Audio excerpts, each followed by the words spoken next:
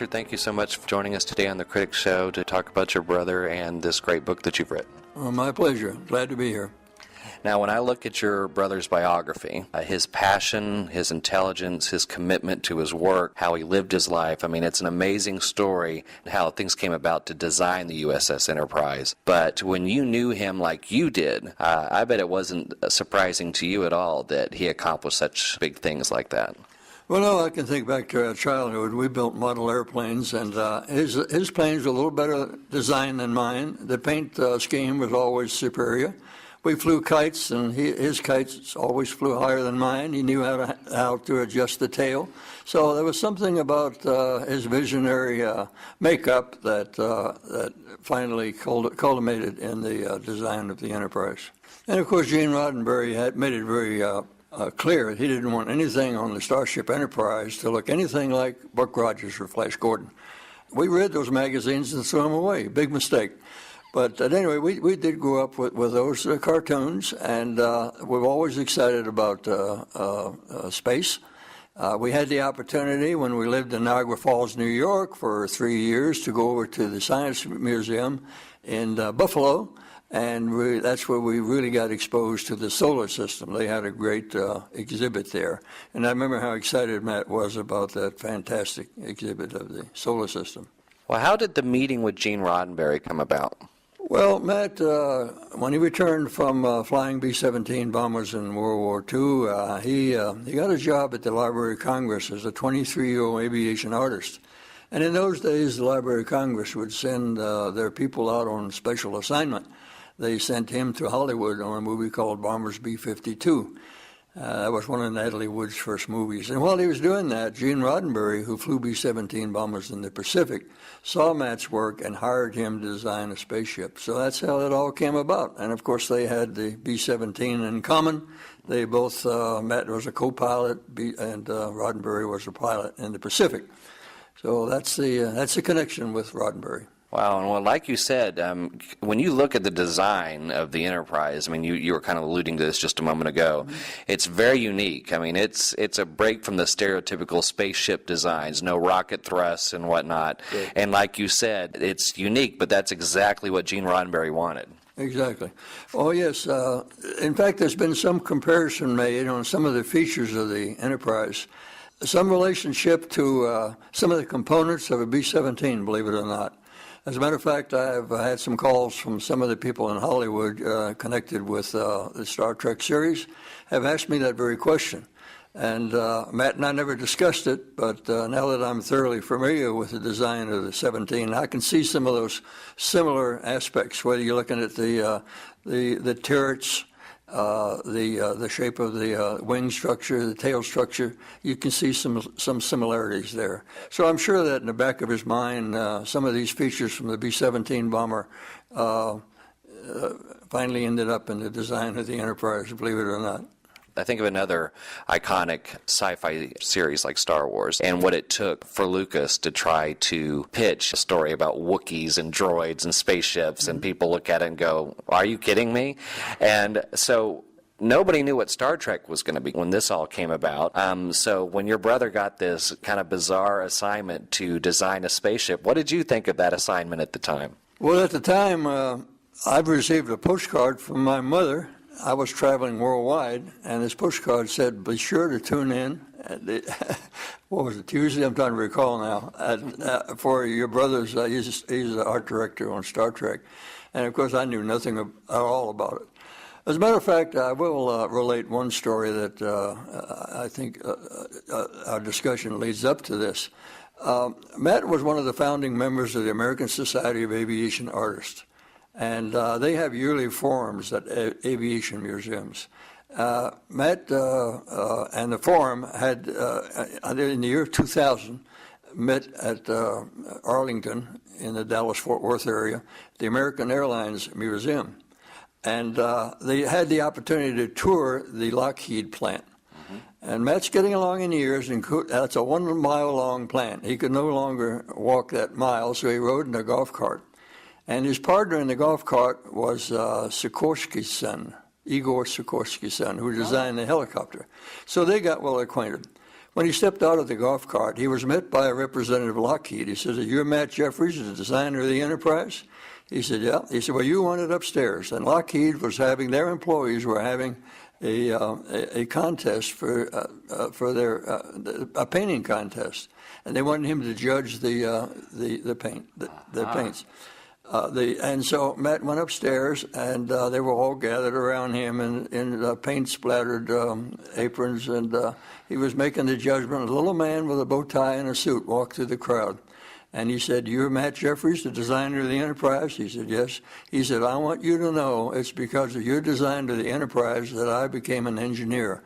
Now, this was a future projects manager for Lockheed. My brother could not tell that story without tears in his eyes. I bet not. Wow, that's a great story, amazing story. Well, obviously Star Trek ended up being a pretty big deal, and I think that day definitely proved it more than anything. Was there a moment or maybe a time period where, you and Matt and your family realized, wow, we just became part of something that's really, really big? That's a very difficult question to answer because Matt never considered himself famous. His life was primarily aviation. Star Trek was the chapter in his life. And he could never quite get over the fact that there was such a to-do over Star Trek. He enjoyed what he did. He liked Roddenberry. He liked the people he worked with. But after the original series and a little bit that he did on Star Trek II, other than that, he had no further interest in pursuing Star Trek. That's interesting. Well, if I read up on everything correctly, the Enterprise wasn't the only ship that he had a hand in the series. No, he also designed the Klingon battlecruiser, and the first two phases were his design. And here again, the Klingon battlecruiser, a very formidable ship to the Enterprise, and Matt had to come up with something that was that you would fear. And he looked at the Mantra and the Stingray and thought that would be a good idea. And basically, that is the design of the Klingon battlecruiser. Once Star Trek really did become the phenomenon it became, and I know you mentioned that Matt was like, okay, I've done this, ready to move on to the next thing, but how much recognition did he get? I know you just mentioned that he was kind of done after Star Trek II, but did he continue to get a lot of recognition for his work as more films were made and TV shows were made? Well, of course, there was a great deal of follow-up. He was constantly contacted people that were writing books, and this includes William Shatner. Matt contributed a lot of information to him. Matt attended a few of the Star Trek conventions, but he had other things to do. And so he was hired by Michael Landon to do Little House on the Prairie. Incidentally, before he did Little House, he did a cute thing called Love American Style. And the unique thing about Love American Style is that every episode, these little vignettes that they had required a bedroom scene with the same brass bed. And Matt had to come up with new ideas, so he would tour Burbank and Hollywood at night and pass the furniture stores to get ideas for bedrooms. He enjoyed doing that. It paid twice the money that Star Trek paid, or Desilu Studios and Paramount. And what did he design for Little House?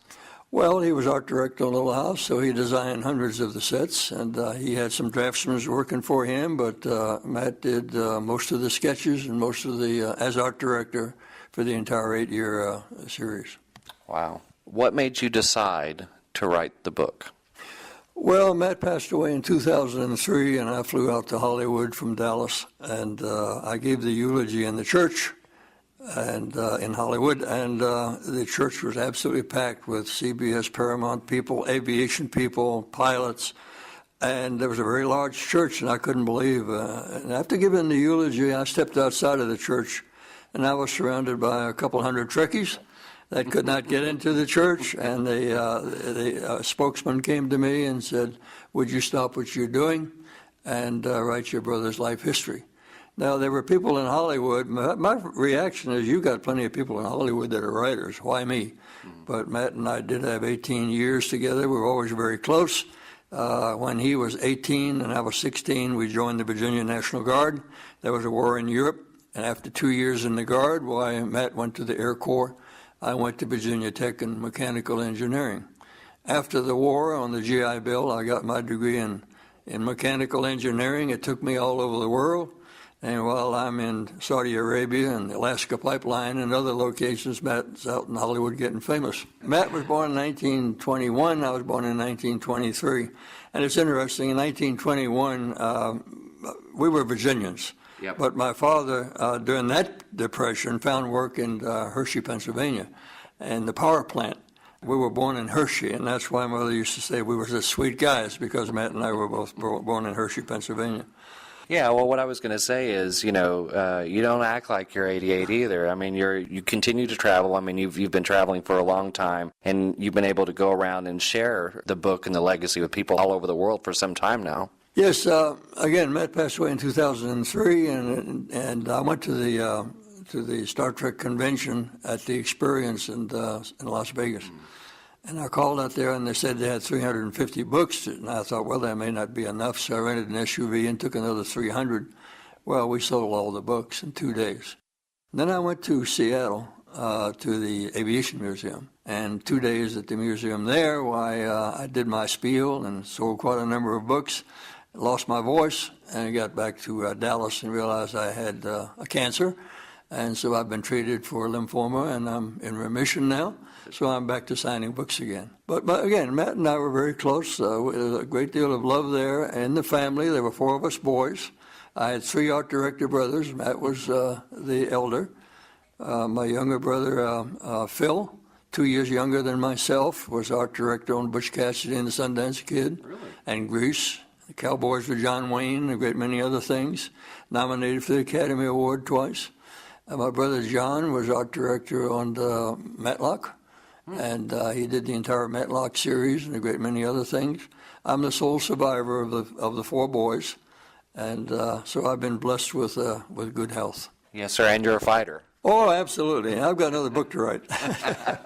Well, I don't think you have to be a big Star Trek fan per se to love or even be inspired by the book regarding Matt's life. So what kind of feedback have you received from Star Trek fans and just readers in general? Well, the feedback has really been quite remarkable. As you say, many of the people that have acquired the books for reasons other than Star Trek, people that loved the Little House on the Prairie certainly has a great market of interest. But aside from that, it's the story of a family of 4 boys that grew up in the Great Depression, and we did what we had to do. We scrimped. We were a happy family, very close-knit. My father worked very, very hard in the power plant, and incidentally, I did recall something regarding his work in the power plant. When he owned a night shift, Matt and I would go down on our bicycles and take him a hot dinner. And I remember standing there and looking at the switchboard with all those red and green and yellow lights. It was always very impressive because at the switchboard in an electric generating plant, you can control the operation of the entire plant. You can monitor all the systems. And I think that experience in the control room of a power plant had a lot to do with the design of the bridge on the Enterprise. Now, that is the subject Matt and I did talk about it, and he admitted, he thought back to those years that we used to take Dad a hot dinner. Wow, okay. Have you received any feedback on the book from, you said that Matt had a lot of interaction with not only Gene Roddenberry, but at times William Shatner and people at Paramount. Since you've written the book, have you received any really good feedback from people that are still associated or were also associated with Star Trek? Oh, yes, very much so, especially Michael Kuda. And Mike and I have built up quite a rapport. Mike has been very cooperative in putting the book together when I needed any assistance at all regarding technical details. After all, he did write the encyclopedia, and he is Mr. Star Trek today in Hollywood. And so he's been a great help, and we still communicate. Almost once a week we have some communication. Some new things have arisen that I'm working on, and Mike has helped me on that. And George Pal had some new ideas for space situation, and so did Roddenberry. Mm-hmm. And I have a number of sketches that I picked up a couple of weeks ago. Mary Ann, my sister-in-law, gave me from Matt's study, having to do with some of Roddenberry's plans for another series. And so we have discussed that because he had some knowledge of that. Mm-hmm. But aside from that, why I'm so busy selling books and working on my second book. I was in Saudi Arabia for 3 years, And so I'm writing regarding my experiences in the Middle East. Now, Matt was obviously a doer. There's no doubt about that. Yes. And do you want this book to inspire others to maybe not necessarily go out and design an iconic spaceship, because not everybody gets to do that, but would you say that people could read about Matt's life and, if anything, pull something away from it just about making the most of your life and the gifts that you're given? Well, it's certainly well put, and that's a point that comes up at the various conventions that I attend. So many people have said that, it's an inspirational book. Mm-hmm. It certainly depicts throughout the entire book hard work and perseverance is success. The hard work and perseverance will certainly give you your success in life, whether you're going to be a teacher or a preacher or a homemaker or whatever. And so I think the book does inspire young people to say that what can be accomplished through hard work. So when they turn that last page of your book, what's the most important things you want people to know and understand about Matt? I want them to understand that he was a good American. He served, he did his duty in World War II. He came back, he made many, many friends. He was loyal to his family and to his friends. And so he was just a great human being. And as a brother, very proud of the fact that I could write about his history.